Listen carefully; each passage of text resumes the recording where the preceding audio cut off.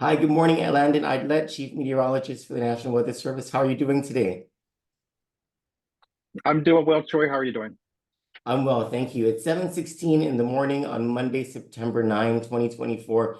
Can you tell us what's going on with Invest 95W? Yeah, definitely. We're still tracking 95W, and I'm going to turn my camera around to see the Doppler radar at this time. 95W is still struggling to get itself organized in Chuuk State. We're looking at the live radar feed right now, showing some spotty showers near Guam and then more showers up in the CNMI. This is just spotty in nature across the region, but the satellite, that's going to show more of the picture of what's happening across the region. Of course, Guam and the CNMI are located right up here. Fair weather with some spotty showers up there, but this is the broad mess of 95W, and it's still a very disorganized system with that main circulation center somewhere in this vicinity, now north of Pulawatt or northwest of Chuuk. It's still slowly tracking northwestward, but there may be another weak circulation somewhere just to the southwest that could be influencing its motion. For Guam and the CNMI, we are still looking at the likelihood of a tropical depression pushing through the region sometime late Tuesday through Wednesday.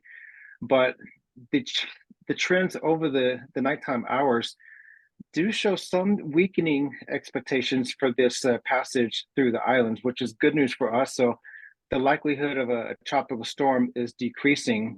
We were talking yesterday that there's slim to no chance of a typhoon. And at this point, it would take extraordinary circumstances for us to even get a minimal typhoon out of this. But that is not the case. Most likely, this would be just a tropical depression. This would be a rain event versus a wind event. And so that's more so for Guam. If this 95W does pass close to Guam or even over Guam, the stronger winds will very likely be farther north over Rota, Tinian, and Saipan. And that's due to the structure of this disturbance. All the stronger winds are to the north. So even if that disturbance passes smack overhead of Guam, those stronger winds will be all to the north. So we're going to have to watch out for that. So again, for Guam, this looks like it's going to be more of a rain event than a wind event. However, there is that caveat, and I'm going to tilt my camera down just to the chart here, showing those winds. This is Guam right there. Those stronger winds are starting to funnel in on the south side of this. We're going to see this monsoon type influence possibly develop after 95W has passed through the Mariana Islands, bringing a strong monsoon surge with moderate to heavy showers Wednesday, Thursday, and into Friday. And so when we see this event pass through the region, we have to think about the monsoon that's likely to follow behind it for the following days. So this is going to be a multi-day rain and gusty wind event for the island. And we could see the stronger winds after this system passes through. And that's going to be with that monsoon surge. So it's a very complex baseline event in concerns of tropical cyclones. So the main takeaways here this week are drive safe, watch where you're going on the roads, maybe take down some of your canopies. What about political campaign signs in Guam, Rota, Tinian, and Saipan?